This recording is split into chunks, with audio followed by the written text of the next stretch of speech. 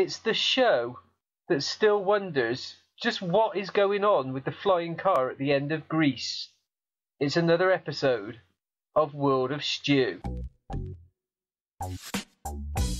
You want a podcast? Well, here's a podcast. You want a podcast? It's the World of Stu. Hello and welcome once again to World of Stu. I am your host Stuart Grant, and on the other end of my wonderful Skype line should be the number one co-host in the world, Mr. David Turner. Here I am, fresh back from holiday. Yourself? It's been a couple of weeks, hasn't it, since we've done the show, so...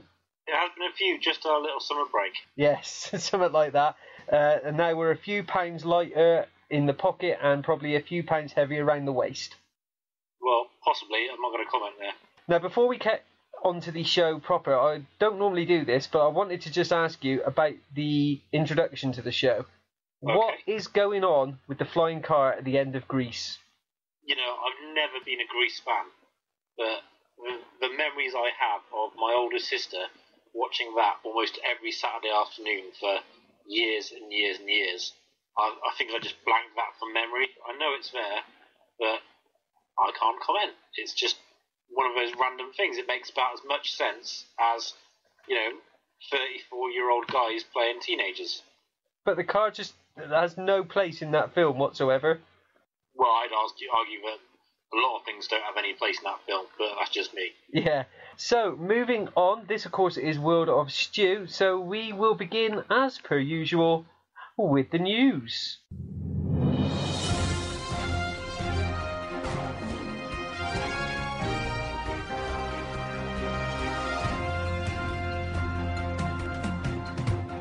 From the furthest reaches of the geek universe, it's the World of Stu news. Now, Dave, I don't know why I do this to myself, but can you guess where we're going to start with the news this week? I can make a pretty good guess, but I'm going to wait for you to say it. Right. Now, some of this news is going to be a couple of weeks old, right?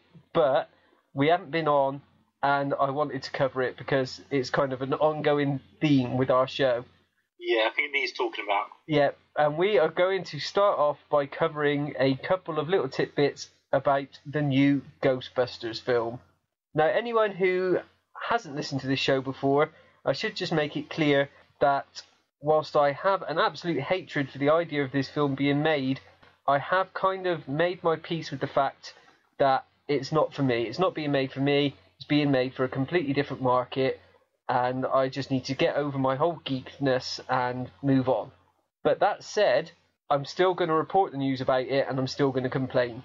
Well, I'm waiting to be convinced. It's possible that something could come out, a trailer could come out, I would watch it, and I'd be like, you know what? Actually, I think that looks okay and funny or whatever, but I'm not holding my breath. Now, have you heard the news about Dan Aykroyd's appearance in the film? No, I have not. Well, I don't know whether this is going to sway you one way or the other, but apparently Dan Aykroyd is playing a cabbie in the film in just one scene, right? Right. And his cab, pulls up to pick up Kristen Wiig, or whoever her character is, right? She attempts to access his cab, and he says something along the lines of, "I ain't afraid of no ghosts." Right. As he drives off, Wiig shouts down the street at him, "That's a double negative. That means you are afraid of ghosts." Yeah, that sounds a bit lame. That's basically all of Dan Aykroyd's appearance in the film. That sounds like the kind of thing my kids would say as well, and obviously it's true. But, Dan Aykroyd wouldn't be able to resist being in this movie, would he? Let's be honest. Like, everyone apart from Bill Murray, I would expect to possibly even make an appearance at some point. Funny you should mention that, Dave, because don't say it. The worst possible news has come out.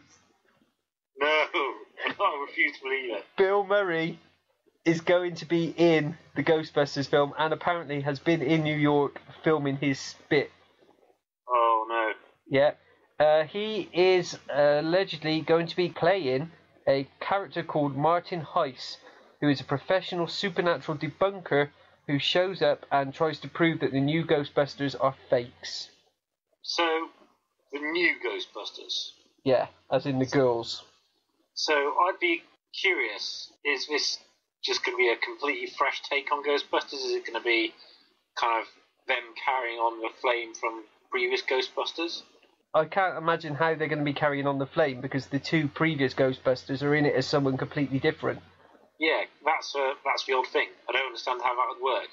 You know, in a world where the Ghostbusters once existed, you've got the actors who used to play them playing someone else.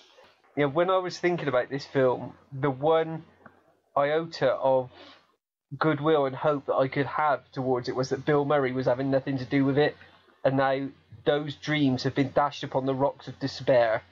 Well, that's the thing, isn't it? Bill Murray is what has traditionally held the Ghostbusters films back from having a lot more sequels, is that he hasn't been interested. But I don't see why he'd be in this film now. Well, anyway, apparently he is, and I have even less desire to go and watch this film now. I'm sure I'll watch it at some point, but I'm not going to rush to a cinema to watch it. Moving on. We have an obituary, which is a few days old, because like I say, we haven't been on. Apparently Yvonne Craig, does the name ring a bell?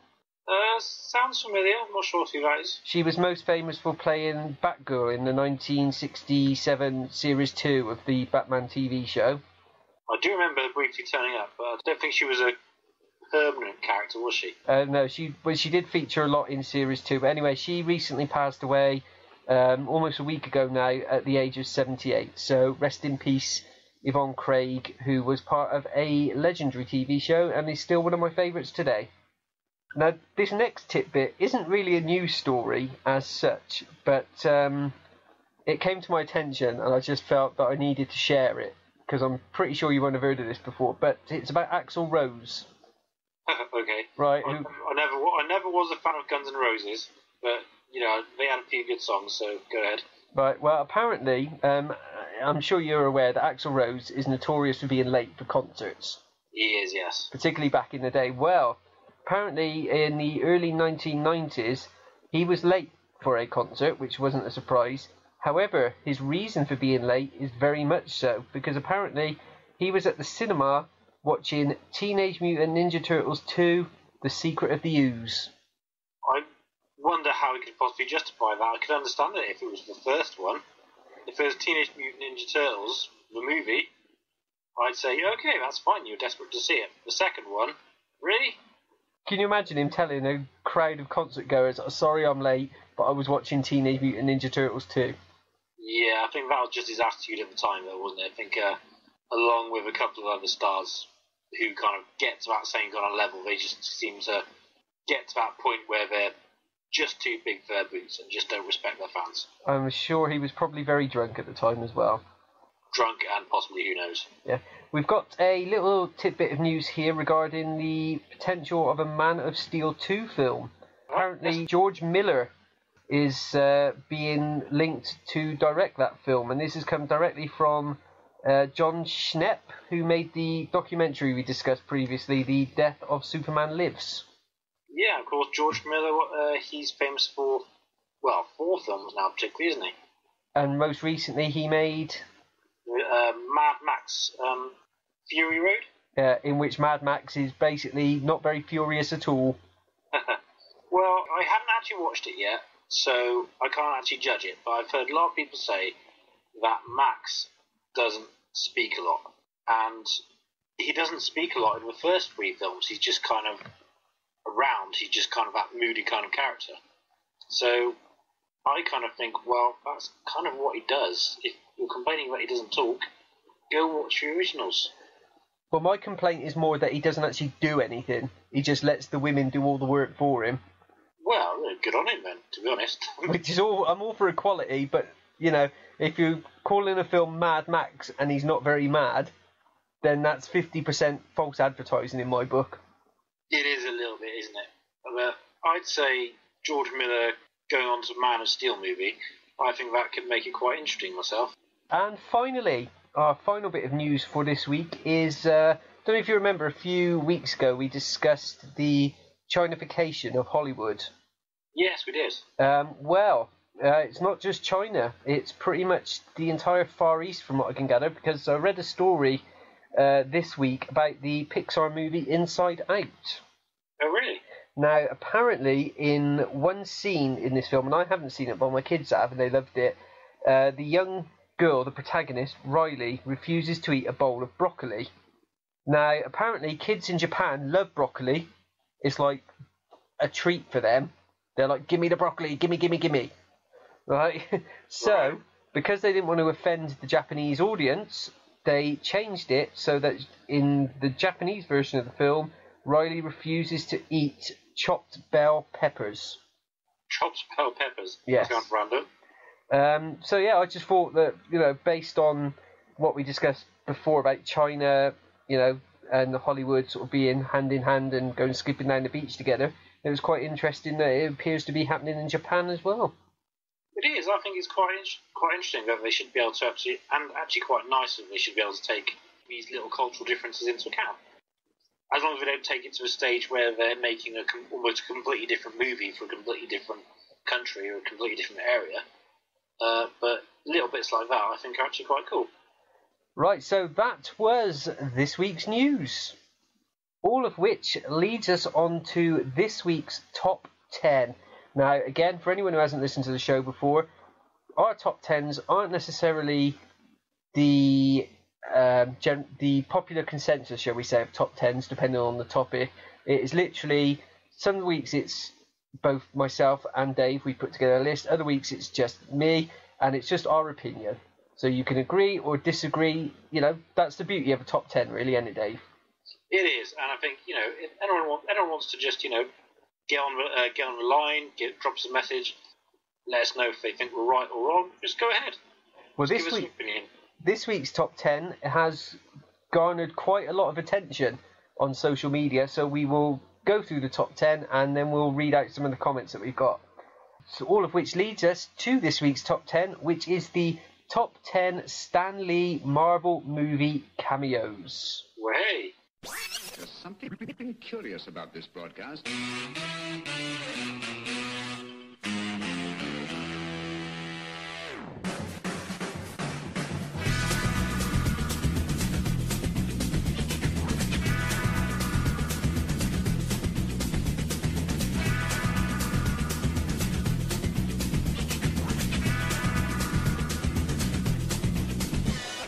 In at number 10, we have his cameo from Iron Man in 2008, in which Tony Stark mistakes Stan for Hugh Hefner.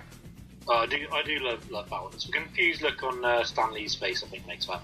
In at number 9, we have a cameo in a quite terrible film, X-Men The Last Stand from 2006, in which Stan plays a man watering his garden and the water from the hose is affected by Jean Grey's powers. Yeah, that was a very brief one, wasn't it? In at number 8, we are going old school now, Dave. It's 1989's Trial of the Incredible Hulk, in which Stan plays the jury foreman at the Hulk's trial. I didn't realise his cameos went that far back. That was his very first one, according to what I have researched. I thought it was a totally modern phenomenon. No, apparently not. In at number 7, we have 2005's Fantastic Four. This is the only time in all the history of his cameos that he plays a character that he has created, and in this particular instance he plays the postman Willie Lumpkin. Willie Lumpkin? Did he create that character for comics, did he? From what I've read, if it was on the internet, Dave, it must be true. It must be.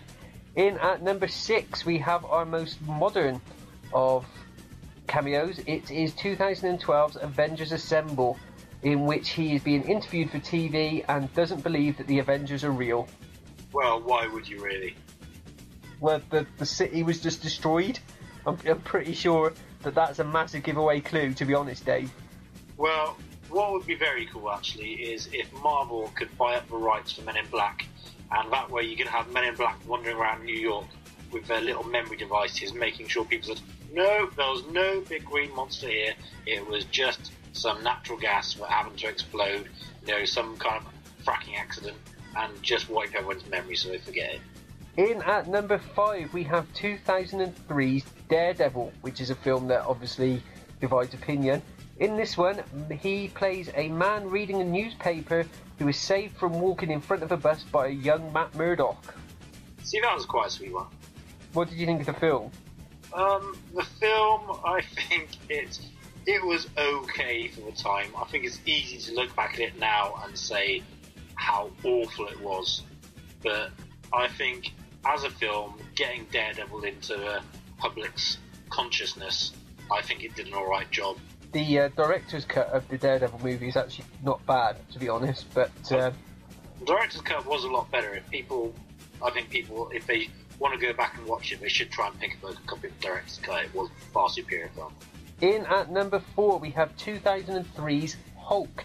In this time around, Stan plays a security guard along with the original Incredible Hulk, Lou Ferrigno. See, that was quite... I love the fact they put Lou Ferrigno in that movie as well. It's just a nice little touch having the two of them together, I think. It is, isn't it? I think it's just a nice little nod to kind of, just acknowledge the past and where the Hulk has come from.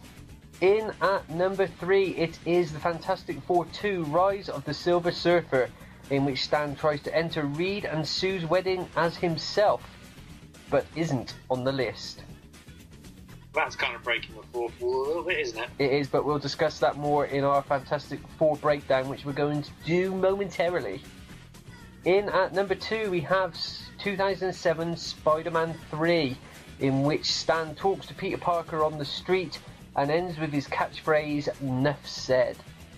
I'm going to have to go back and watch that one, because that's the only one so far I don't actually remember. And finally, we have number 1, and agree or disagree, opinions are like backsides, everybody's got one. Absolutely. Yes. Number 1 is 2012's Amazing Spider-Man, in which Stan plays a librarian who is oblivious to Spider-Man and the Lizard's battle that's going on behind him. Oh yes, that was a quality cameo actually. And that, in all its glory, is this week's Top 10 Stan Lee Marvel movie cameos. You gotta love Stan Lee.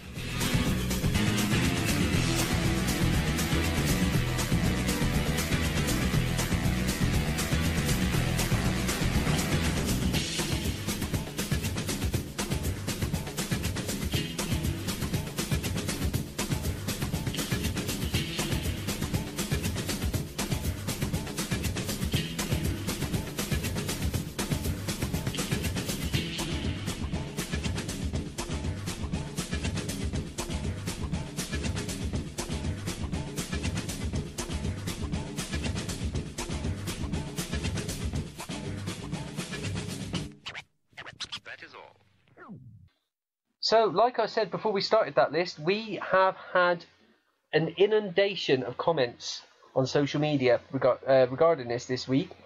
First up, we've got Lewis Williams, who says his particular favourites are Daredevil, which we've mentioned, The Amazing Spider-Man, which again we've mentioned, and also the cameo in The Winter Soldier. Winter Soldier, I'm trying to remember now where he was in Winter Soldier. I just watched it a couple of days ago, I can't remember. I must have missed that time a little bit when I watched it earlier on. Well, I haven't written down what he was in that film, so I can't help you. Tracy Claiborne, she said she liked his Avengers one, also the Captain America the First Avengers cameo, where he actually has a couple, I think, doesn't he? In particular, there's the deleted scene where he's talking to Steve Rogers. Yeah. Paul Cullender, he says The Amazing Spider-Man, which was obviously the top of our list. Laura Dodson, she would like to point out that she didn't see him in the most recent Fantastic Four film. I think maybe mention that a little bit more in when we talk about Fantastic Four, but I'm very surprised about that. Her personal favourite was Big Hero 6, in which he got more than a cameo in that one, and she picked that because she wasn't expecting it because it was a Disney Pixar film. Stephen Anthony, he says Guardians of the Galaxy, just because of Rocket's comment. Yeah, that was quite cool actually. Seeing him with Rocket, even though technically I don't think Stan Lee was responsible for the creation of Rocket Raccoon, was he? Well, we could open up a whole can of worms about what Stan Lee actually did and didn't do. I don't think we want to go there. No, we don't, do we? Joe Kerr, and no, that's not a pseudonym. Well, I'm assuming it isn't. Joe Kerr, as in Kerr. Okay. He said Fantastic Four, Rise of the Silver Surfer. Talmadge Canty Jr., which could be a made-up name, who knows. They're just hoping that they make him the Watcher before he bites the dust. Have you heard this fanboy theory about Stan Lee being the Watcher? I have. I saw that theory, and I think it is quite a cool theory. I don't think it'll ever come to anything. I don't think Marvel will ever have the Watcher in a story, but I think that, just as a little fan story, as a little theory, I think it's actually really quite fun. Because I was thinking about it, and I think the only way they could make that work is if he continues to appear in films, and then he bumps into Thanos, who is basically the only one in the current Marvel universe who would have any idea who the Watcher is. Oh, I don't know. Could there be someone else who knows who he is? Thanos? Ronan, maybe? Then again, Ronan's dead, isn't he? Yes. Yeah, I think actually Thanos would be the only one, wouldn't he? You're right, yeah. So Thanos and the Watcher have a little bit of a moment in a film, and, you don't even need to use the name Watcher. You could just have a little tip of the hat that we, the fans, know what's going on. I think it'd be cool to see Thanos just on the same screen as Stan Lee. That'd be quite fun. So, thank you to all those people that passed comment and gave us their favourites. But as you've heard, that was our top 10. So if you agree or disagree, hit us up on Facebook. Go to the website, which of course is silentmovieman.wix.com/World of Stu, and you can leave comments there. Now, we get to the main topic of tonight's show. Previously, we have torn apart the Terminator franchise. We have annihilated the Alien franchise. This week, it is time to tear a new one for the Fantastic Four.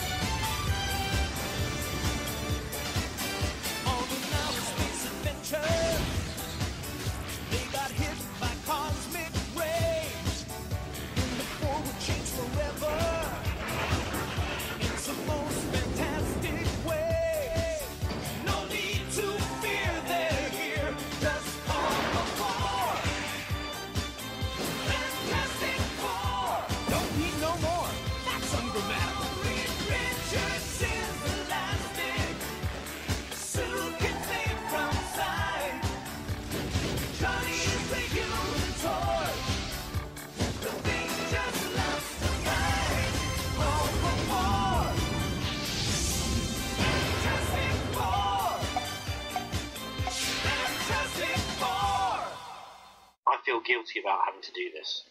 But you're a Marvel boy, aren't you? So I am a Marvel boy, but I do love DC films. I'm much more of a Marvel fan, but with DC films I do enjoy as well. But having to look at the Fantastic Four movies this way, I want to love them, but as we're going to hear, it's unfortunately not always the case. Okay, so let us begin. Now, for me, the background of the Fantastic Four is fairly simple. And Dave, you may know more about the characters, so you can tell me if I'm oversimplifying things here, right? Okay. 4 scientists head into space where their ship is hit by cosmic rays. Upon returning to Earth, they discover that they have acquired superpowers. Reed Richards is able to stretch his body due to superhuman elasticity. Susan Storm can make herself invisible, as well as creating invisible force fields and being able to move things with said force fields. Johnny Storm, Susan's brother, can ignite his body and fly, and finally Benjamin Grimm obtains superhuman strength as well as having rock-hard skin. Reed and Sue date and eventually marry, whilst Johnny spends his time tormenting Ben with tricks and wisecracks. Collectively, they become known as the Fantastic Four and reside in the Baxter Building. Now, I understand there is a lot more depth to the characters and their history than that, but that's basically it, isn't it? That is basically it. I think one thing you do have to include in that, I think it's something which defines every good super team or every good superhero. Like Batman has got a great villains gallery, yeah?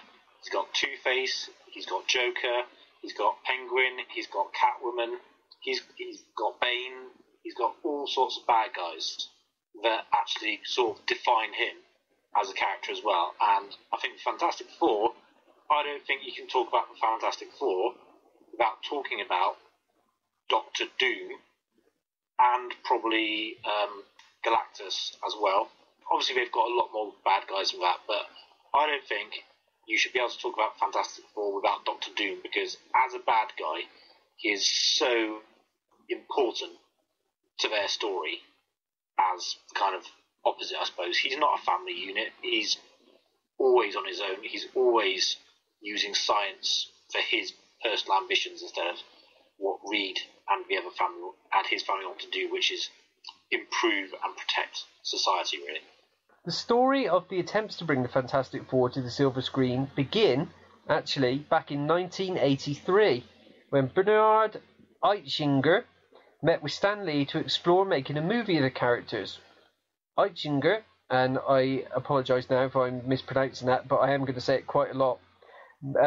He had to wait 3 years, apparently, to obtain the film rights to the franchise under his Neve Constantine Film Company, and the rights apparently cost him $250,000.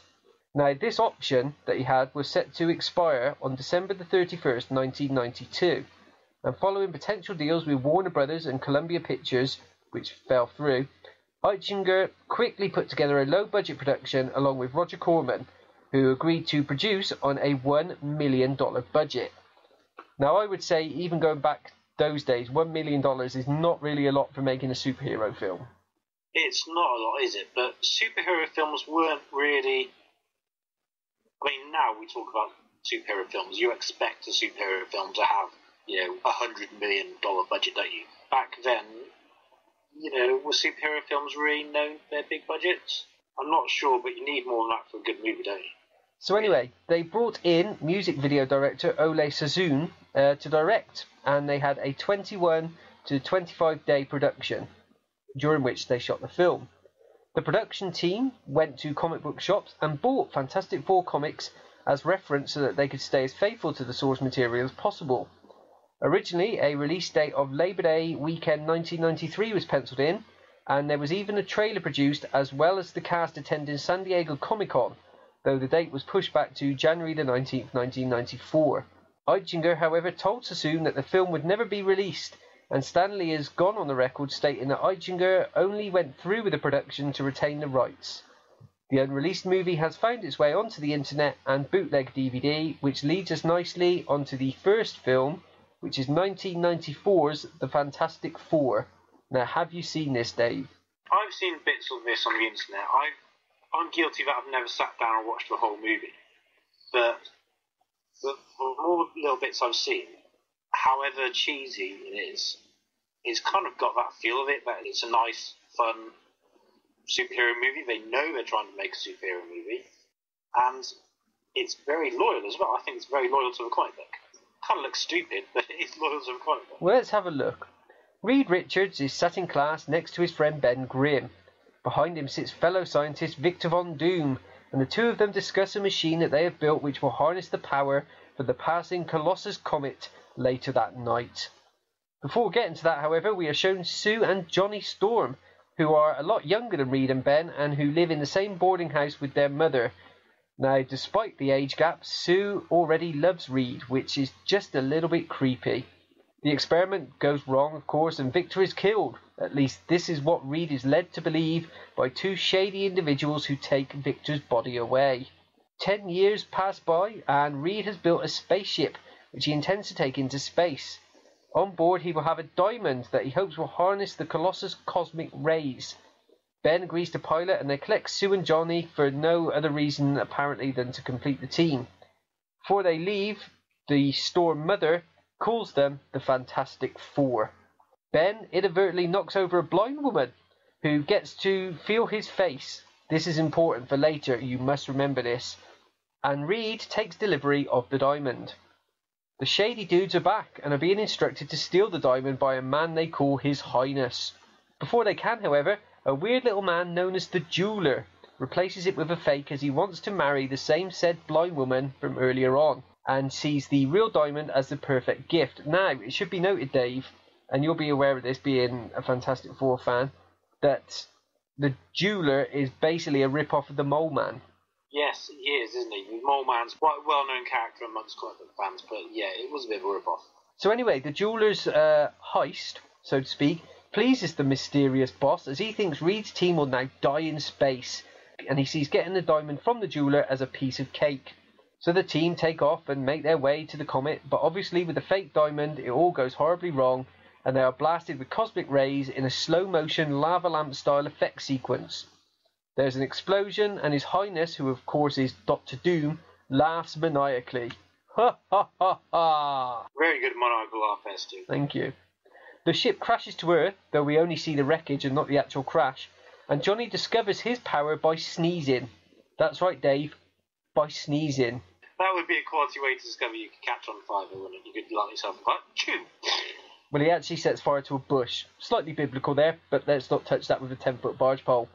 Nope. They then hear Sue's voice, but can't see her until she appears before them. She freaks out, as you would, and trips up, but Reed stretches out an arm and catches her. The plot thickens. Johnny freaks out and isn't too happy with events, but isn't as annoyed as Doom is when he is told that the four have survived the crash. So, the world thinks the team are dead, and the blind artist is commissioned to create a memorial statue. Is there no other sculptor in New York, Dave? A sculptor in New York? Yes, she's a sculptor. What I'm saying is why have they gone to that same blind woman? Is there no other sculptor in New York that can make the statue? Well, you could argue with Ben, you wouldn't even need a sculptor, would you, now? Now he's turned into a thing, you could just put him on a plinth. Sorry, that's a bit harsh, isn't it? Yeah. Back with the jeweller, who commands the city's homeless in an underground lair of some kind, and his infatuation with our blind female friend. Well, he wants her. He really, really wants her. And so he sends his peeps to kidnap her and bring her home to him, which they, of course, duly do. The Fantastic Four are camping out for the night, but are approached by people masquerading as the military. They claim that they're there to take them in for debriefing. It is at this point that we discover Ben has transformed, as he says, "What is this thing that I have become?" Which is a terrible way of crowbarring in the name. That is a pretty awful way, isn't it?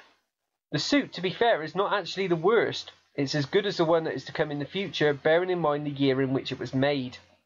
Though the face, and in particular the mouth, is very much reminiscent of the 1960s Planet of the Apes. Yeah, I think it was okay for the time it was made. Back at base, we see Ben break a chair by sitting on it, and Johnny discovering how to use the words, "Flame on!" We are then shown that they are actually being held at Doom's castle, as he is looking into the possibility of putting all of their powers into one man. I wonder who. Doom next sends his shady goons after the jeweller's diamond, but they run into a little resistance, so Doom decides to do it himself. Whilst trying to escape their quarters, Reed, Sue and Johnny stumble across a huge laser gun, as well as meeting Doom, who goes full supervillain on their asses, though he opts to leave all the dirty work to his goons, which is a huge mistake, as Ben gets to use his line. It's clobbering time. That was a pretty dire impression, Dave. Right, try that again. It's clobbering time. And the four batter everybody in their path. Doom returns after their escape and seems genuinely shocked that his goons have failed. At the Baxter building, Reed runs tests to ascertain just what's happened to the four of them, while Sue flirts with him, which again is slightly wrong. Reed figures that the cosmic rays have made their weakest attributes their strongest assets. Sue is shy, so she disappears. Johnny is hot-headed, so he catches fire, and Reed takes on too much, so he can now stretch. Ben just doesn't give a damn though, and he leaves. Whilst he's wandering the streets of New York, Dave, there's this rather uncomfortable moment where he walks up behind two women and then they run off. Yeah, that is a bit of an odd moment to put in there, isn't it? Very, I don't think you'd say that's politically correct these days, would he? No. Back at the ranch, Sue has used her time to whip up the iconic suits that the team are now known for, whilst Ben ends up with the jeweller's homeless goons. Alicia, who we now know is the name of the blind artist, isn't having a bar with the jeweller's advances, but he's happy to have Ben on his team. Following a chat with Johnny and Sue, Reed figures out that Doom is none other than Victor. Well, duh. Speaking of Doom, he's made his way to the jeweller's lair, where a massive gun battle ensues, which of course Team Doom win. The jeweller threatens to kill Alicia if Doom doesn't leave him alone, and Doom is all like, "Yeah, but am I bothered?" Ben tries to save Alicia, but reverts to his human form when she says, "I love you." See, I've never seen that there's any precedent for that in the comic book, so... You know, I can honestly say, obviously I haven't read 50 years worth of Fantastic Four comics, but I've never seen that happen. As a human, he cannot fight Doom, so he legs it back out onto the street, where he gets angry, and that turns him back into the Thing. Doom then falls into the trap of telling Reed and co of his plan to destroy New York if they don't surrender to him. Why do supervillains do this? Ben comes home, and the four of them then fly the Fantastic Car. Yes, they use the Fantastic Car to get to Doom's castle, where they are promptly captured. Dr. Doom goes all mental again in giving another maniacal speech outlining his motives. He then begins to transfer the team's powers, but Reed soon puts a stop to that. More goons are taken down, so Doom starts a laser which will destroy New York. Reed fails to stop it, but Johnny puts himself in the way and absorbs the ray. Ben, of course, saves Alicia, who feels his face and isn't fazed at all. Told you that the earlier interaction was important. Following the final battle, Doom apparently jumps to his death, but his glove still moves. Dun dun dun! Sometime later, Reed and Sue got married. They really shouldn't have kids, by the way, because they're going to be a lot of trouble, as Doc Brown would say. And they drive off on their honeymoon. Happily ever after. The end. Now, for me, this movie is pretty dire, to be honest. Yeah. You can tell, I think, that no one really put... I think the actors, they clearly want to do a good job, but it was clearly never meant to be released to the wider public. From the terrible gags, such as Ben breaking a chair, to the crowbarred way certain plot points are made, such as Sue and Johnny's mum coming up with a name. The acting is about as wooden as you can get. Keanu Reeves would fit in well, and the effects make the Lawnmower Man look positively groundbreaking and Oscar-worthy. That said, however, there is a lot to like. The relationship between Reed and Sue is done right, more on this when we get to the latest film, and the Thing suit for me is not terrible. Dr. Doom is suitably campy, and I know you'll like that, Dave, because you like your supervillains to be campy. I do. Though it is hard to make out some of his dialogue, because a lot of it sounds like Darth Vader. They also don't overdo the reliance on showing the team's powers in this film, though this may be down to budget constraints, and they do have some nice shout-outs with Alicia and the Fantastic Car. Due to its now cult status, however, I think this first attempt gets more credit than it deserves, but I'd still score it a strong 6 out of 10. I think it is always a shame when a film like that gets made, and the effort just clearly wasn't put into making it as big and as great as it should be. Now, whether that film was ever going to be released or not is down to conjecture.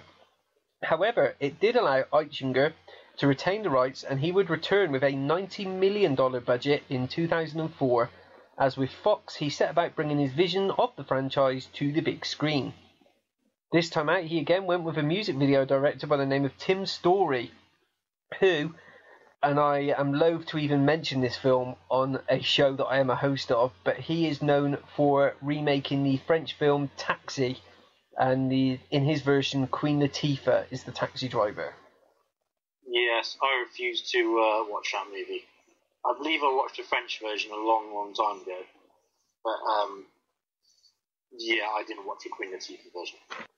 This time around the heroes are played by, and I'm probably going to get this wrong as well, is it Ian Griffith? Ian Griffith, I think that's how you say it, maybe. He's best known for Hornblower, where he was Reed Richards. Jessica Alba from Dark Angel / Sin City is Sue Storm. Michael Chiklis from The Shield is Ben Grimm, and Chris Evans, who is following the Ryan Reynolds dual hero career path as Johnny Storm years before he would become Captain America. The villain once again is Victor Von Doom, as played by Julian McMahon, who is most famous for his role in the TV show Nip Tuck. We begin with Reed and Ben visiting Victor, who is mighty wealthy. They are there to try and convince Mr. Doom to allow them to access his space station. Told you he was rich. You see, Reed is convinced that cosmic clouds hold the secret to human evolution, and that one is going to pass by in 6 weeks' time, which Reed wants to harness for the good of mankind. Victor isn't convinced, having known Reed at school.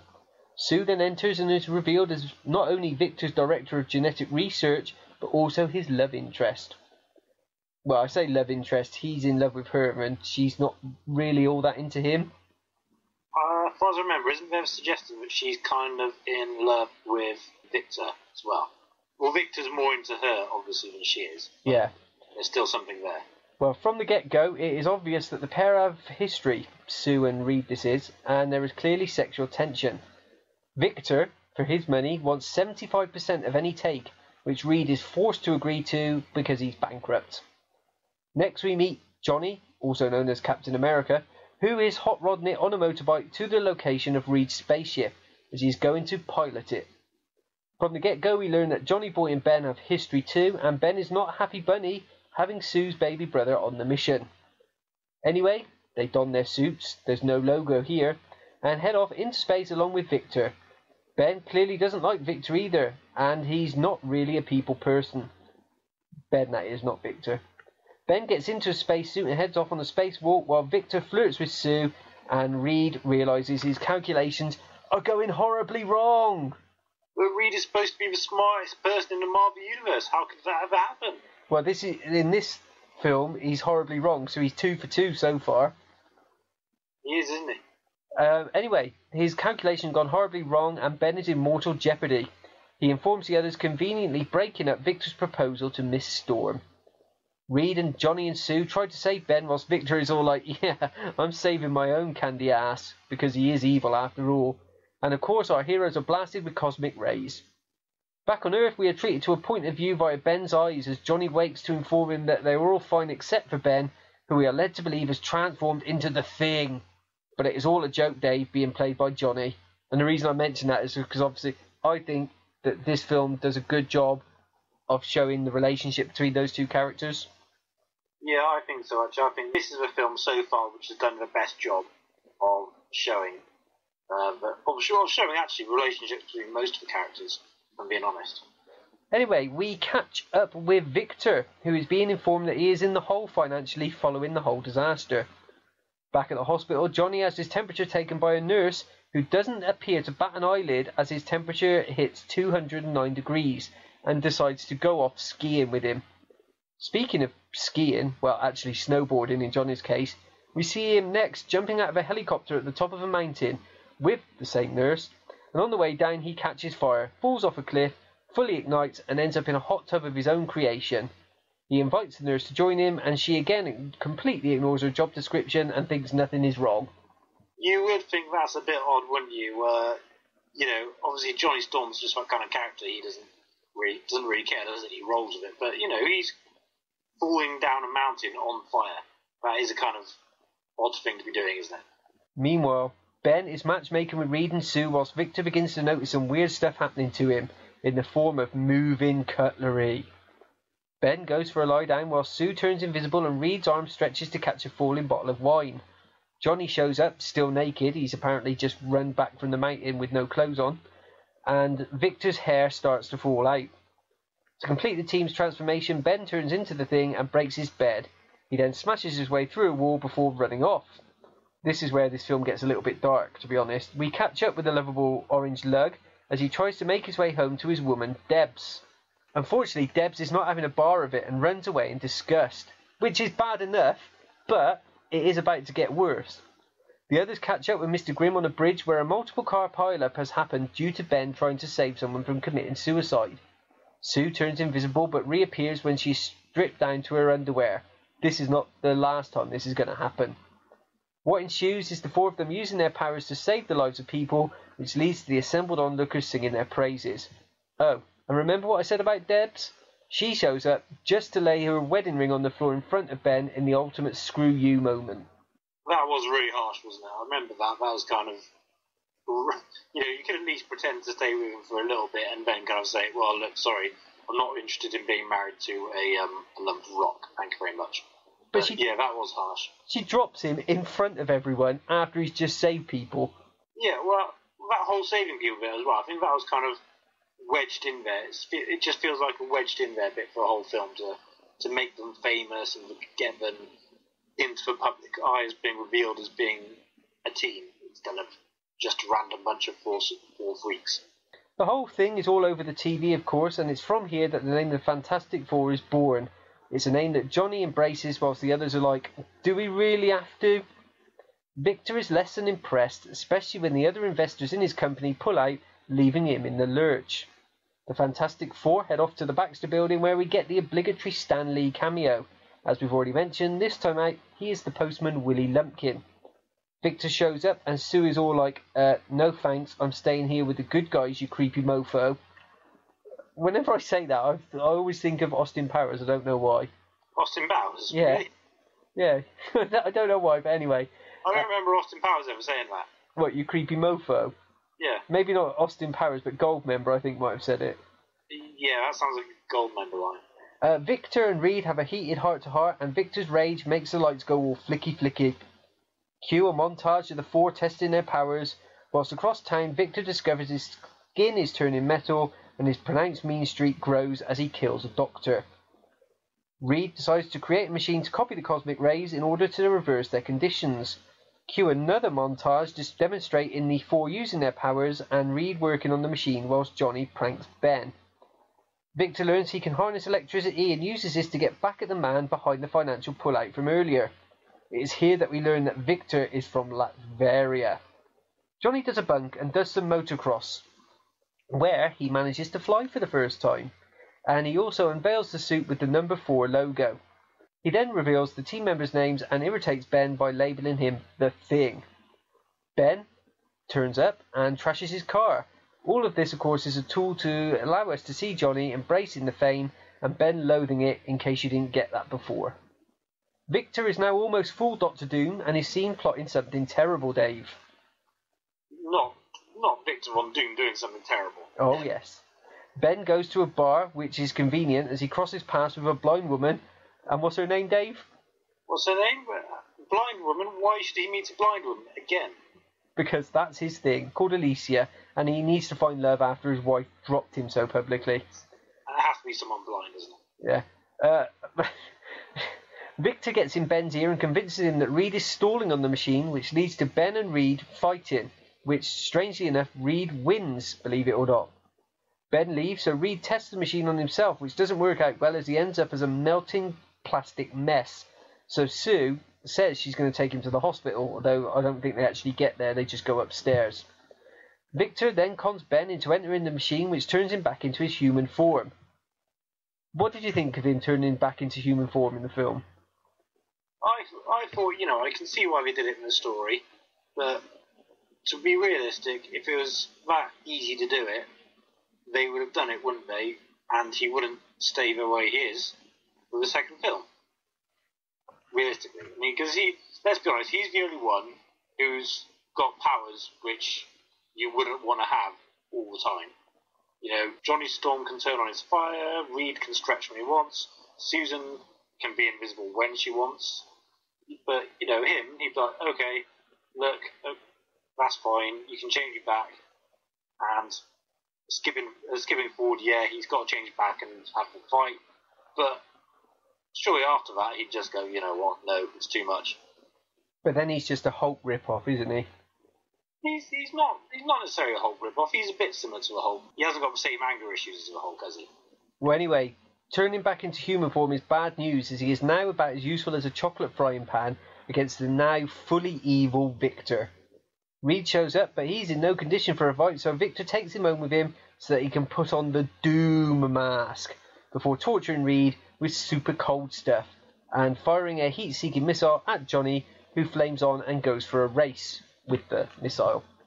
Sue goes to help Reed whilst Ben goes back into the machine to hopefully get all thing-like again. His plan works, of course, and he turns up in the nick of time to start clobbering. This, of course, leads us to the final battle, in which Reed in particular uses his powers in some very creative ways. Agree? Agree. I think, I think it can be easy to look at Reed and say, that's a bit lame, stretchy guy using his powers, but as you see earlier on, he even uses his stretchy powers to stop the Thing. So he's a lot better than people give him credit for. The four of them then combine to put Doom to rest by basically freezing him in his suit. The crowd goes wild. Ben gets Alicia, which eventually comes across more than a little creepy, and Reed proposes to Sue as Johnny lights up the sky with the Fantastic Four logo. As for Doom, well, he's put into a storage container under the care of one of his workers, heading for Latveria, as apparently he's free to go. Which doesn't really it's make... kind of like that, isn't it? It's just, tried to kill a couple of people, tried to maybe take over New York, let's just, we'll just ship you back to your country in a box. Now, this movie is obviously a much bigger deal than the failed 1994 attempt. From its $90 million budget, it took over $330 million at the global box office, which means, whilst not a hit in the style of a modern Marvel film, it was certainly not a failure. The effects are great, especially the Human Torch, and the relationships, as you touched on, Dave, between the four are pretty much on the money. Things Rubber Suit is not a great advancement on the one from the 94 film, but it is not bad when you look at it in retrospect. I think actually, I remember at the time, a lot of fans made a lot of the decision to use a rubber suit instead of CGI. But you look back at movies of the time now, and I don't think CGI was quite good enough to do the thing back then.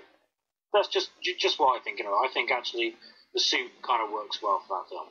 The acting is, as you would expect, a million times better here than it was a decade earlier, and frankly this is a better film than what was to come 2 years later with the Fantastic Four 2 Rise of the Silver Surfer. Following the box office success of the first film, Tim Story returned to direct a film that is said to be based on both the Galactus trilogy and the Ultimate Extinction comic books. We begin in the far reaches of space, where an ominous-looking cloud destroys a planet. 30 seconds in and we have our first problem, Dave. We do. A bright blue light, a comet of sorts, then enters Earth's atmosphere and passes a Japanese fishing boat, where it causes the sea to freeze. Next up, it flies by the Sphinx in Egypt, where it produces snow. And finally, over California, it passes and causes a huge blackout. Now we get to catch up with the Fantastic Four, who are planning Reed and Sue's wedding whilst coping with their newfound celebrity lifestyle. We also learn from Sue that the team are responsible for paying back the city for many damages caused during their adventures. I actually like that as an idea. I don't know what you thought. I do. It's kind of, holding these people responsible for what's happened, isn't it? Because, let's be honest, you see a lot of stuff, obviously the Avengers helped fight back the alien invasion, but it's a little bit similar to what happens in, Pixar's The Incredibles, isn't it? Well, we can't have these superheroes just running wild throughout the city. I mean, what happens when Ben Grimm just walks on the pavement? These people have got to be responsible for what they do. There's also a hint of the Fantasticar, and Reed is watching the global anomalies on the sly. Johnny, meanwhile, is busy organising a stag do, or to give it the American vernacular, bachelor party. Reconnecting with our mysterious comet, we find it flying over Latveria, where its presence awakens the still dormant Dr.Doom. Whilst the boys are having it large at a nightclub, the military visit the Baxter building as they want to have a word with Reed. Sue takes them to the nightclub and finds Reed stretchy dancing with a couple of lovely ladies. Awkward. Anyway, the military have some pictures of the comet, as well as some of the craters that it has been leaving around the world. Reed is all like, sorry pal, I can't help you because I'm busy getting married, so I guess you'll just have to look somewhere else for some help, won't you? Doom is having a weld job done on his face so that he can take his mask off and dramatically throw it on the floor. Reed decides to help the military on the sly in order to avoid the wrath of the soon-to-be Mrs. Richards. It is now the day of the wedding, which means it's time for our Stan Lee cameo as he tries to get into the wedding under his real name in a massive fourth wall breaking moment that only comic book fans will actually get. Do you think the casual fans would understand that, Dave? I think a few of the casual fans would get it, especially now, because I think Stan Lee spotting has sort of become a little sport in Marvel movies, hasn't it? It's sort of anytime you go see a Marvel movie at the cinema, there's always, as soon as Stan Lee pops up, there's always a kind of little yay moment. But I think back then it was a little bit. I don't think fans would have got it back then. Conveniently enough, Reed finishes the machine that will track the comet an hour before his nuptials. Quite how Sue hasn't seen the enormous contraption he's built in Reed's lab is beyond me, but I digress. Johnny teases Ben whilst we see that Doom is tracking the comet too. The only difference is that he thinks to zoom in on the image and discovers what appears to be a humanoid figure within the mass. Come on, Reed, have you never heard of digital zoom? It's wedding time, and just as they are about to tie the knot, the comet passes by, causing a news helicopter to crash the party, forcing the team to save the day. Johnny chases the comet and discovers it is a silver man riding a silver surfboard. We get a bit of a race before the... What's his name, Dave? Silver Surfer? Yeah, what gave that away? I wonder. Grabs Johnny and takes him above the Earth's atmosphere to extinguish his flame. Johnny crashes back to Earth in the desert while the Silver Surfer stares into space, calling out to somebody or something to tell them that another planet is ready. Johnny reports back to the team and Reed coins the name Silver Surfer. Well, actually, you just coined the name, Dave, so you beat Reed Richards to it. Speaking of Reed, he's quite eager to find the Surfer and put paid to his plan, while Sue is all forlorn and wants a quiet life. Johnny is having issues with his powers and falls multiple stories to the street. Sue spots him through a window through God only knows how high up in the building, but still manages to get to the street at exactly the same time as Johnny. How is this possible? I guess she must have used some kind of super invisible girl trick at some point. She consoles Johnny, but catches fire when she touches him, whilst Johnny turns invisible. They touch each other again and their powers switch back, which leaves Sue naked in the street for the second time in 2 films. Bit of a coincidence, that, isn't it? Almost planned. Reed determines that it has something to do with Johnny's encounter with the Surfer, and Ben touches Johnny to once again become human. Stop making the thing human! Do you think this is a bit of overkill? I think it kind of works. The way they've done it with the characters, you know, Ben Grimm would definitely do that. He'd definitely kind of first thing he'd do is go to Johnny Storm and go, hey! Grab Johnny Storm and go, hey, right, that's it, I'm off. Your turn to be the thing. Sue is still moping around, and Reed promises that after the Silver Surfer saga, and try saying that fast 5 times, the pair of them will give up their hero gig and lead a normal life. Johnny overhears them and is sad. Surfer is busy creating another crater in Greenland, whilst Victor's helicopter lands nearby. We know it's Victor's because it says Von Doom on the side. Doom has a chat with Surfer, who uses his Lawrence Fishburne voice to tell Doom that the world is at an end. Victor fires electrical bolts at Surfer, who is all like, oh no you didn't, before he kicks Doom's ass. Johnny tells Ben about Reed's plan and makes his second Batman reference in as many movies. Which reference is that then? Because I must have missed those. He calls them the dynamic duo in this film. Oh, of course. And I can't remember what he says in the first film, but there is a Batman reference. You're kind of like, why are you making Batman references in a Marvel movie? That's kind of sly, isn't it? Yeah. Reed deducts everywhere the Surfer has been across the galaxy, a planet is destroyed 8 days later. He also works out where the Surfer is going next, so off they go to London, where he has already done creating his crater. Johnny heads off in pursuit, but bumps into Reed and they switch powers, allowing the Surfer to escape. The military are not best pleased and they bring in a newly healed Victor to help out. Apparently his encounter with Surfer has repaired his wounds. Now, Dave, please explain to me why the military are prepared to trust a supervillain. See, I have no explanation for this. I can only guess that if it was the comic book Victor Von Doom, he'd be very good at persuading them, look, we're going to capture this technology and I'm going to share it with you. But there's no reason for him to do that here. No reason at all. Like you say, it's not made clear, but let's go with it. Victor then shows the Fantastic Four footage which shows that the only way to stop the Surfer is to separate him from his board, as that is where his power comes from. Reed builds a machine to achieve the separation, while Doom is busy building something that is no doubt nefarious. The next crater appears in Germany, where for no apparent reason the Surfer is just hanging around chilling, while the military, Fantastic Four and Doom catch up to him and set their trap. Sue has a quick chat with the Surfer and is interrupted by the military. Stupid humans. Sue appears to have an understanding with Surfer, but still fires the trap, which works a treat. This allows the military to take the Surfer prisoner in Siberia, of all places. Doom stares pensively at the camera as he contemplates the evil that is to come. The military aim to torture Surfer, who is now more grey than silver, while Sue sneaks in all invisible-like. She questions the Surfer and learns all about Galactus and why the Surfer serves him in order to keep his own planet safe, which is about the only thing to do with Galactus that they get right. That is, isn't it? It's pretty much the only thing. Speaking of Galactus, Dave, we see his shadow appear as he passes Jupiter. Now this is even worse because they make the shadow look like the actual Galactus. They do, don't they? I was kind of getting quite confused at this point in the movie because I already knew, okay, I know what Galactus is going to look like very much. But then I was like, oh, hang on, no. Have they really? Are they really going to make him look like he's supposed to look in comics? They just got me a bit excited, that's all. Doom gets his hands on the board and puts his mask back on to confirm that he is evil. Oh, and to emphasise this fact further, the board turns black when Doom stands on it. The Fantastic Four have to chase down Doom, so they use the Fantastic Car.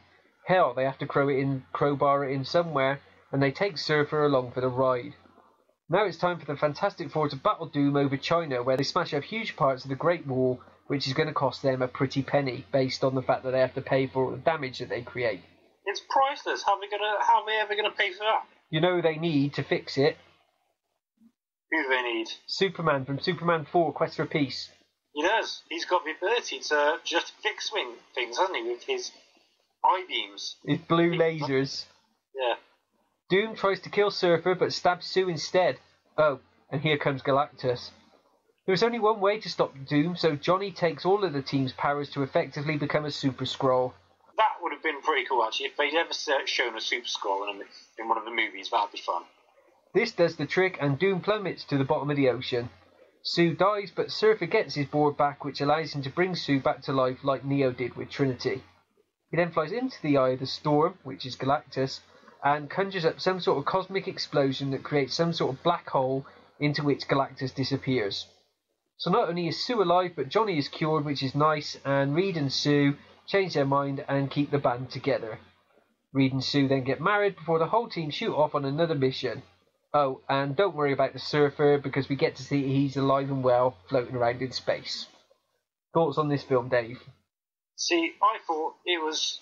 I quite enjoyed it. I'm going to play devil's advocate here and say I think it's actually about as good as a movie of this kind should be. No, it's for Fantastic Four. It's always going to be a bit comic booky. It's always going to be a bit camp.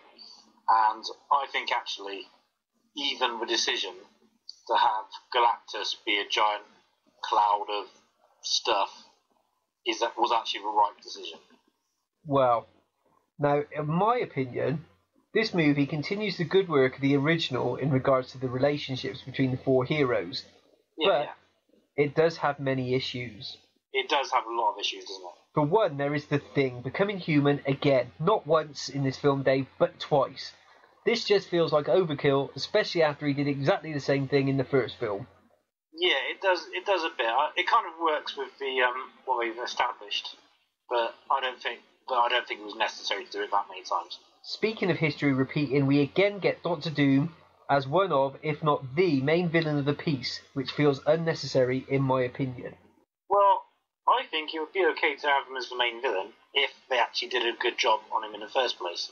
But they haven't. I think, like I mentioned before, Dr. Doom is actually properly one of the greatest villains in the Marvel Universe, and they didn't get him right. He's just a bit too camp in this, probably not even powerful enough, and they just didn't get him right for this movie. The Silver Surfer doesn't do a lot, but all of this leads us onto the most glaring problem with this movie, which I'm going to argue against what you just said, and that is Galactus. Galactus is a giant alien that travels across space in a ship that he pilots. He follows any one of a number of heralds, one of which happens to be the Silver Surfer, around as they find him planets that he can devour them to quell his hunger. The Surfer in particular does his best to find uninhabited planets so that he can spare life. What Galactus is not, Dave, what he is not, is a giant space cloud floating around eating planets, and this concept was frankly stupid. Yeah, no, I understand what you're saying there, but the choice, if you made Galactus look like he looks in the comic books, even the Fantastic Four, with all its comic book campery, to have a 200-meter tall half-robot alien with a giant, ridiculous purple helmet would just be beyond believability, I feel. The only big mistake I think they made is the fact that when Silver Surfer, at the end of the movie, flies up into the cloud and basically blows up Galactus, it's like, well, if you were so dead set against serving him, why didn't you do that before? Exactly. Why didn't you do that 20 planets ago? Seriously? And, that part doesn't make sense, but I will always say that actually I think the choice to go for Giant Cloud made more sense. Galactus is hardly in this film. He's not. Galactus is more about the threat of what's going to happen than what's actually happening, if that makes sense. He's more about the threat of the destruction of the Earth instead, and it's the Silver Surfer that has to take that role, really. And again, Dr. Doom just takes a lot of the action as well. Well, apparently, director Tim Story has been quoted as saying that part of the problem was that the technology was not available back in 2007 to make Galactus look plausible. However, Dave, I would argue that this is the same year that we were treated to The Mist, Spider-Man 3 and Transformers, so I am not buying that excuse. No, I don't buy that excuse, but I would say that the Cloud was just more believable and certainly the robot, the guy with the giant purple helmet, I don't think it has any place in the movie, really. We'll have to agree to disagree. Anyway, Rise of the Silver Surfer took just $288 million at the box office, which put paid to any plans of a third film and a standalone Surfer film that they were planning. Now, this leads us on to the 2015 reboot of the Fantastic Four franchise. Have you seen this film? I have not seen this film, and part of the reason is I've heard some reviews. If I'd heard some great reviews, I would be happy to go and spend my money on it. But the fact is, I've heard some poor reviews, and I'm just not going to grace it with my presence. It just doesn't appeal to me at the moment. So I should point out, before we continue, this part will contain spoilers because I am about to ruin the entire plot of this film. So I don't know if you want to plug your ears or whatever, Dave, but it's okay. I've heard quite a bit of the plot points already. From Rise of the Silver Surfer, it would take another 8 years to return to the franchise, and this time the directing reins were given to Josh Trank, who had made a name for himself with the superhero film Chronicle. Trank went into the project with a lot of buzz and was also penciled in to direct one of the forthcoming standalone Star Wars films. Things, however, would quickly go south as Fantastic Four quickly became Trank's Alien 3, but more on that shortly. The movie opens with a young Reed Richards who tells his class that when he grows up he's going to teleport himself through space, a task that he is apparently already close to achieving as he has built a prototype machine in his garage. The children of course all laugh at him, except for one lad by the name of Ben Grimm who looks on with interest. We are then shown that Ben lives in a junkyard with his family and has a fractious relationship with his older brother who hits him whilst pronouncing, "It's clobbering time." Obviously he doesn't sound like the thing because that would just be weird. Of course. He comes across Reed in the yard and decides to tag along and help him with his experiment. They test the machine and make a toy car disappear whilst also blowing the power in the surrounding blocks. We then jump forward 7 years and... What is it with jumping forward in time? Just stop it. We then jump forward 7 years and find the pair at a science fair demonstrating a more advanced version of the machine, which of course works and catches the eye of Franklin Storm and his daughter Sue. Well, I say daughter, but here is where we begin to deviate from the programme, as Franklin is only Sue's adopted father, which of course makes Sue Johnny's adopted sister rather than actual biological siblings that we have come to know and love. Franklin and his team have been working on the same technology as Reed, which is quite a coincidence, but he of course is ahead of them in the game, so they bring Reed aboard their own project to help them get to where they need to be. He works with Sue and a troubled scientist named Victor Von Doom.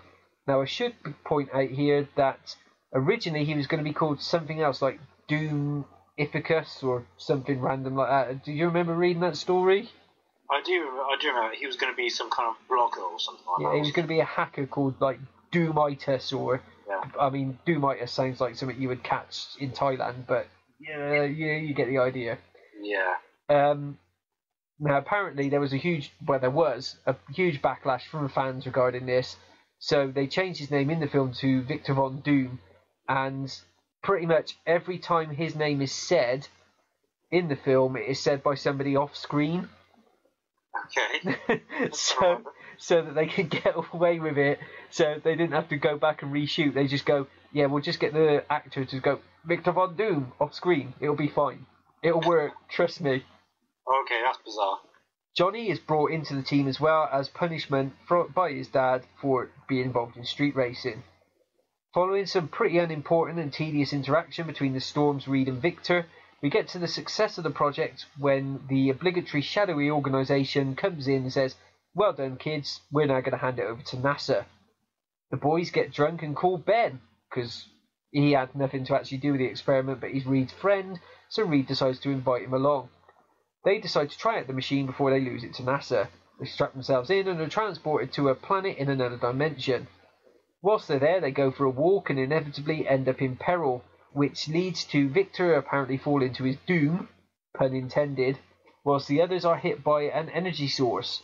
This includes Sue, who is back on Earth trying to help them get back from wherever it is they've landed. After a bit of drama, which this film has plenty of in lieu of any action, the team are taken to Area 57 where they are locked up for experimentation. Reed eventually breaks free and basically legs it and leaves the others to their fate. And that is literally what he does. He breaks free and runs away. See, I don't feel that would make sense for Reed. I think he would stay and try and help out. And then, do you know what happens next in the film, Dave? I have heard, doesn't it jump forward a number of years? It skips forward another year, because clearly, we don't want to know anything that's going to happen in that year. So it's time to jump forward in time again, this time by a year, where we discover that the rock formation Ben, who is never actually referred to as the Thing in this film, is a one-man wrecking crew for the US government, who are using them as a weapon.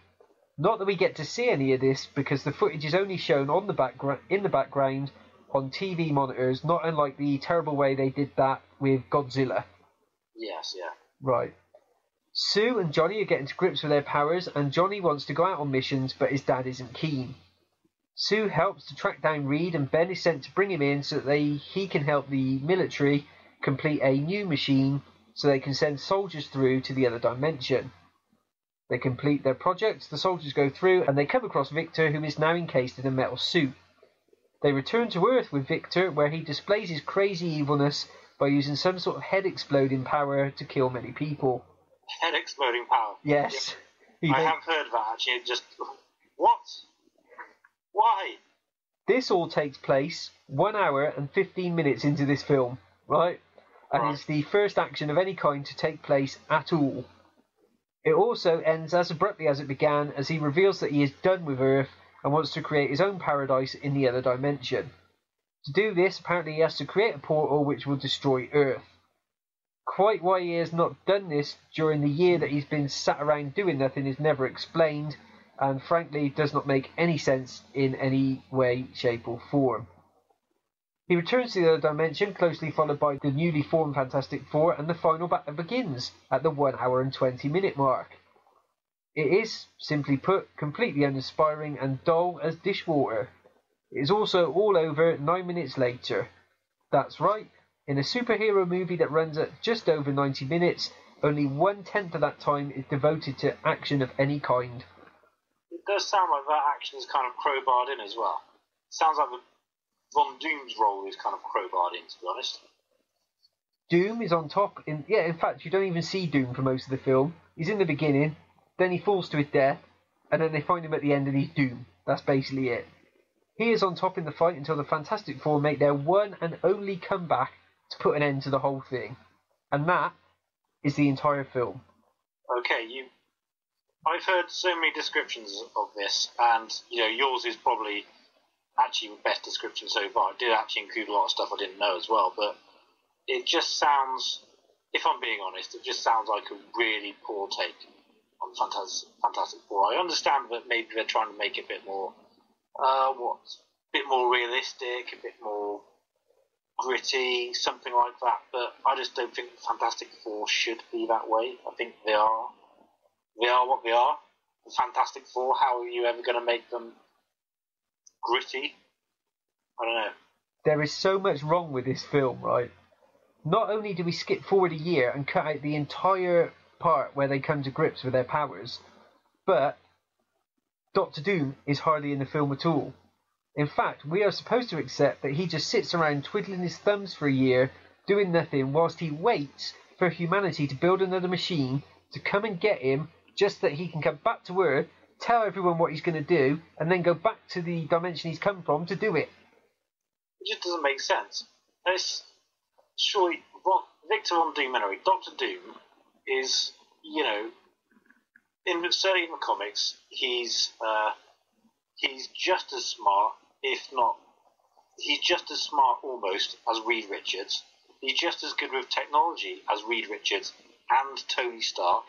He's also into his magic. He's almost as great with magic as Doctor Strange is. He can compete with Doctor Strange for magic. He's as great at making robots as Tony Stark is. He's had pretty great armoured battles with Tony Stark. And he's just as evil as any of the bad guys, and just as Machiavellian as Loki. Why can't we get this character right? He should be the main protagonist of the movie. I don't get it. Do you know what else is wrong with this film? There is no relationship between Reed and Sue, right? And this whole Sue is adopted thing, right, just smacks of Fox trying to play the ethnic diversity card by having a white Sue Storm with a black Johnny Storm and Johnny's dad Franklin. It does a little bit, doesn't it? Overall, this film not only lacks action, but it is also devoid of heart, and the very soul of the team has been ripped out, and that is why it has only taken $130 million at the box office against a shooting budget of $120 million.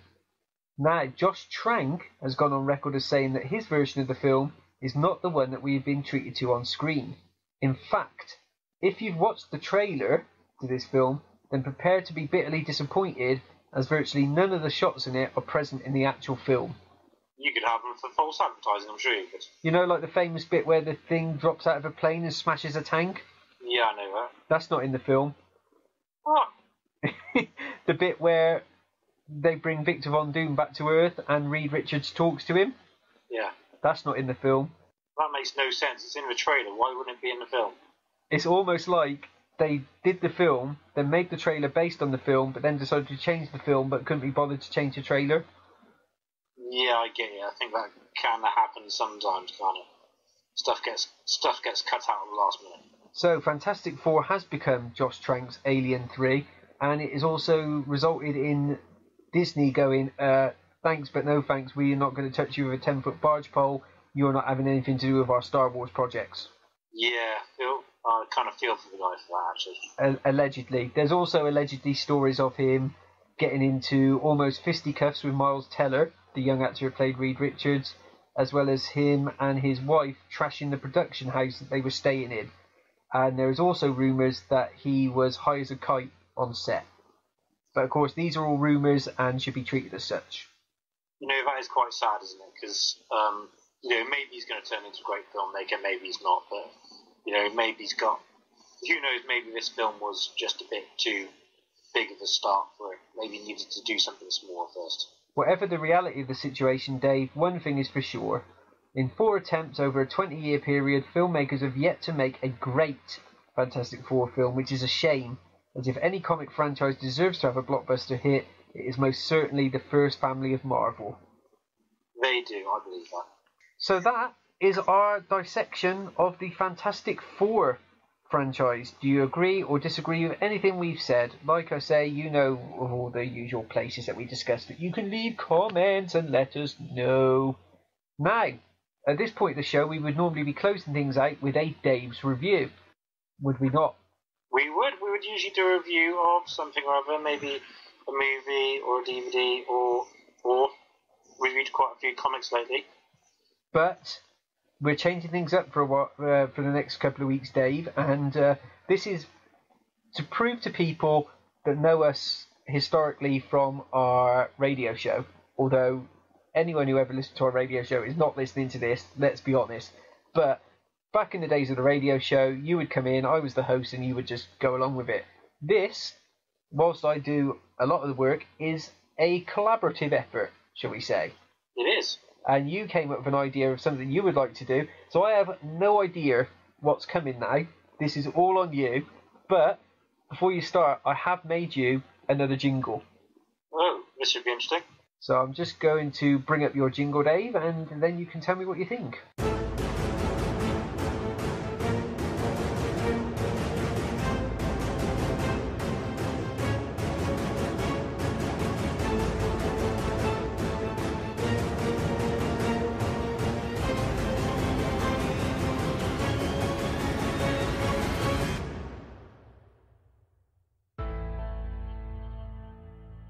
The Battle of the AIs.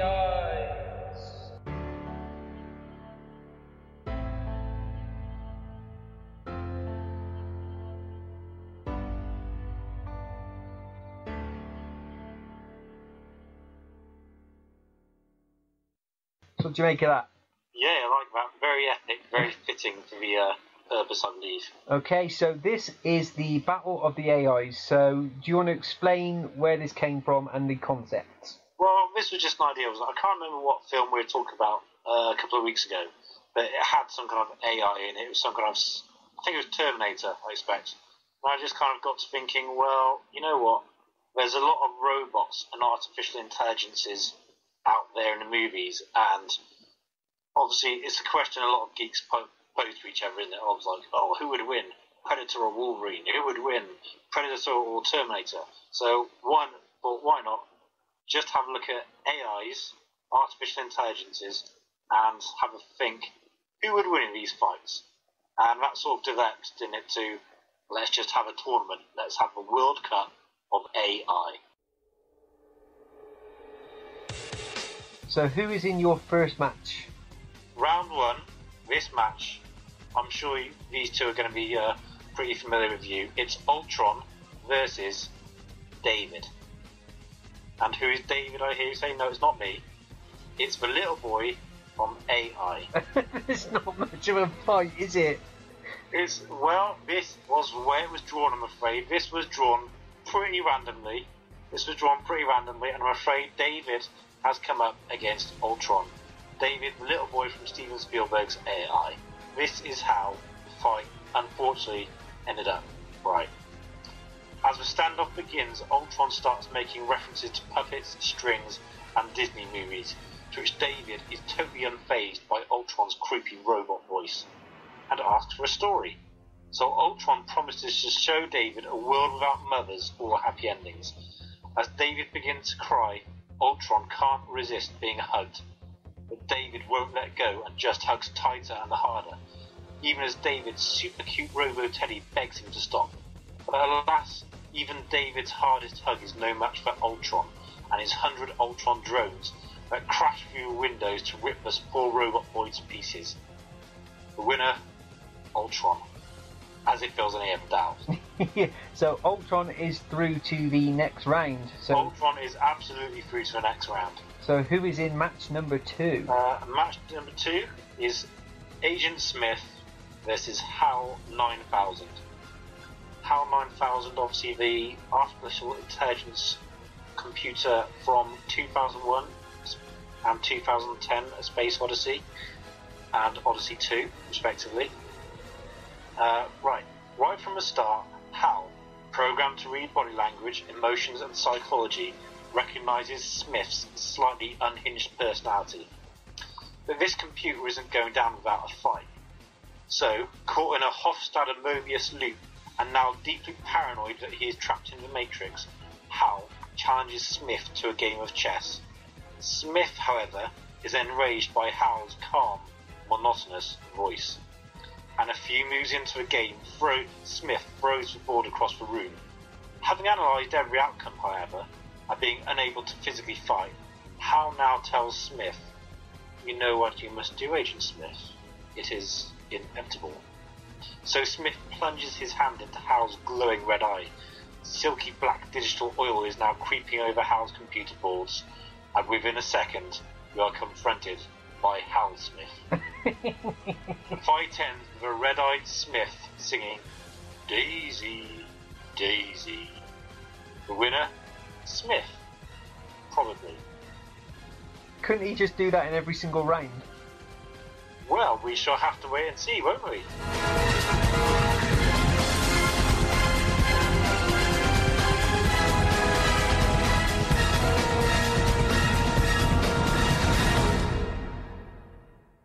So far we have through Ultron and we have through Agent Smith. We will have matches 3 and 4 next week. We will have matches 3 and 4 next week. In our Battle of the AIs.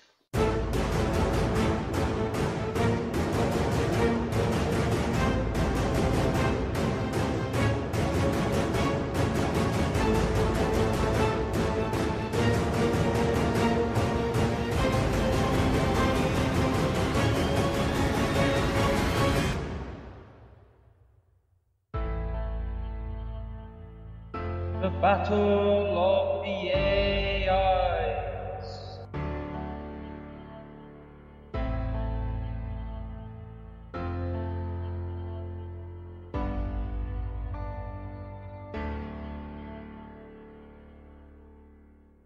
Pretty well done there, Dave, really, on the old Battle of the AIs. I'm impressed.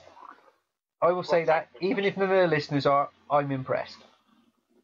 Well, I have to say, next week we've got, it's probably a Terminator special next week, I have to say. We have next week T-1000 versus Bishop, and the T-800 versus Sunny. And that rounds off another episode of World of Stu. Thank you, Dave, again, for being on the show. Always welcome, always fun. Thank you for listening, to anyone who's out there listening. And we are going to finish this week with a song called Stan is the Man, which is a tribute song to the one, the only, the legend that is Mr. Stan Lee. Till next time, keep it geek.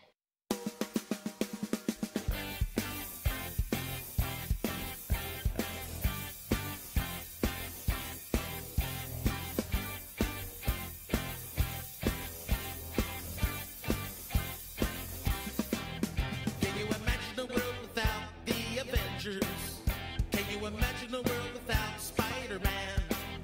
Can you imagine a world without the God of Thunder? Can you imagine a world without a guy named Stan?